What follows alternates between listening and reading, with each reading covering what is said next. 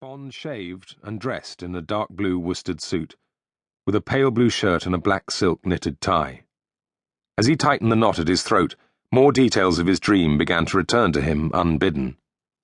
He had been 19 years old, a lieutenant in the special branch of the Royal Naval Volunteer Reserve, attached as an observer to Broadforce, part of 30 Assault Unit, an elite commando charged specifically with the task of capturing enemy secrets, documents, files, and encoding devices, all the legitimate plunder available in the aftermath of battle. Bond was in fact looking for a new variation of a Wehrmacht cipher machine, hoping that swift advance would create surprise and preempt destruction. Various small units of 30 AU were landed on the Normandy beaches on D-Day and immediately thereafter. Broadforce was the smallest of them, just 10 commandos with an officer, Major Niven Brodie, and Lieutenant Bond. They had stepped ashore from their landing craft an hour after dawn at Jig Sector on Gold Beach, and had been driven inland in an army lorry towards the country town of Sainte-Sabine, close to the Chateau Malflacon, the SS headquarters of that region in Normandy. They left their lorry with a forward unit of Canadian infantry and advanced on foot down the deep, narrow lanes of the Normandy bocage into the fastness of the countryside. The push inland from Gold had been so speedy that there was no front line as such. Broadforce was leapfrogging the British and Canadian forces and racing with all speed for whatever booty might be waiting for them in the Chateau Malflacon. Then they had seen the dead paratroopers, and it had been Major Brodie himself who had shouted to Bond to keep moving. Bond combed his hair, smoothing back the forelock that kept falling forward out of position as if it had a life of its own. Maybe he should change his hairstyle, he wondered idly, like that television presenter fellow, what was his name? And comb his hair forward in a short fringe, not bother with a parting at all in the contemporary fashion.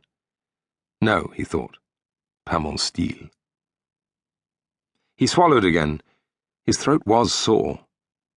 He left his room, locking the door behind him, and wandered down the corridor heading for the lift. He pressed the button to summon it, thinking, yes, scrambled eggs and bacon, many cups of coffee, a cigarette. That would set him on his feet again. The lift doors opened. "Good morning," a woman's voice said from inside. "Morning," Bond replied automatically as he stepped into the lift. He recognized the unforgettable scent immediately, the vanilla and iris of Guerlain's Shalimar, unforgettable because it was the perfume his mother used to wear. It was like opening a door to his childhood, so much of his past crowding in on him today, Bond thought, looking over to meet the eyes of the woman leaning in the corner. She smiled at him quizzically, an eyebrow raised. "Happy birthday?" she asked. "How do you know it's my birthday?" Bond just managed to keep the surprise from his voice, he thought. "Just a good guess," she said. "I could tell you were celebrating something last night. So was I. You sense these things, we celebrants celebrating." Bond touched the knot of his tie and cleared his throat, recalling. The woman had been sitting in the dining room last night a few tables away from him. "Yes," Bond said, somewhat ruefully. "It is indeed my birthday."